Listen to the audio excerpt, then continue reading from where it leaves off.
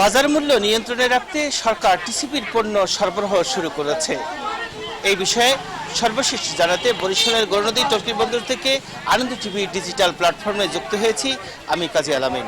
CM সাধনার তৃতীয় দিন চলল, আজকে প্রথম এই অঞ্চলের মানুষই টিসিবির পণ্য হাতে পেয়েছে। তবে এই টিসিবির পণ্যের মধ্যে নেই চিনি এবং খেজুর, তাছাড়া যে বিষয়গুলো রয়েছে অন্যান্য জিনিস সেগুলো হাতে পেয়েছে। আমরা যদি একটু দেখাই যে বিপুল সংখ্যক নারী এবং পুরুষ এখানে লাইনে দাঁড়িয়েছে এই পণ্য নেওয়ার জন্য। তো যারা যে পণ্য এখানে সরবরাহ করছে তাদের বিষয়ে আমরা একটু জানবো যে কিভাবে এই পণ্য দিচ্ছে। এখানে রয়েছেন গৌরনদী এই থানার, যার মাধ্যমে এই টিসিবির পণ্য আসে এবং সরবরাহ করা হয় তার কাছে। যে এই থানায় আপনি কত হাজার মানুষকে টিসিবির পণ্য পাবেন? এই জায়গায় আমরা ডিলার হচ্ছি 10 জন। 10 জনের মধ্যে আমি 6 জনেরটা দিই। 6 জনে আমি গৌরনদী পৌরসভা, টর্কির 1 নম্বর, 2 নম্বর এবং হইলো বুরগাটা, শরিকল আর নলচিরা সমস্ত মিলে আমি 7000 কার্ডধারী লোককে আমি পণ্য বিতরণ করি। এবারে আছে তেল, 2 লিটার তেল, 2 কেজি মুসুরির ডাল, 1 কেজি বুট, এটাই দিই। আর 5 কেজি চাল আছে 5 কেজি।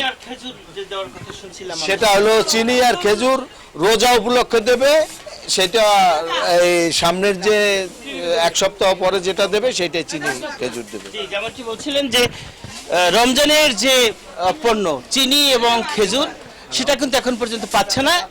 এই যে পণ্য এটা রমজানের আগে দেওয়ার কথা ছিল, আর রমজানের 3 দিন অতিবাহিত হচ্ছে, তো আজকেও সেই রমজানের যে পণ্য সেটা পাচ্ছে না।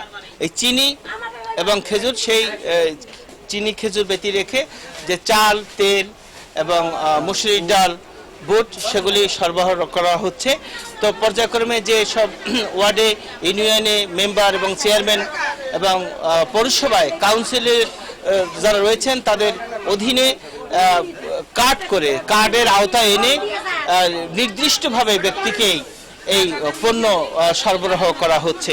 তো আমরা আরেকটু কথা বলবো যে যিনি পরিবেশক রয়েছেন তার কাছে, যে কতদিনের মধ্যে আপনারা এই রমজানের যে পণ্য সেটা সরবরাহ করতে পারবেন?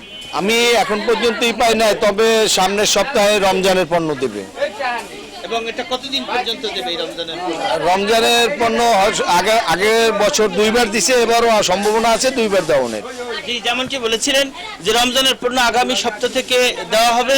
তবে এই রমজান উপলক্ষে মানুষের যাতে রমজানের যে পণ্য, রমজানের যে বিষয়, যেই জিনিস পণ্যগুলো ব্যবহার এবং যে খাওয়ার উপযোগী সেগুলো দিলে ওনারা অনেক উপকৃত হবেন।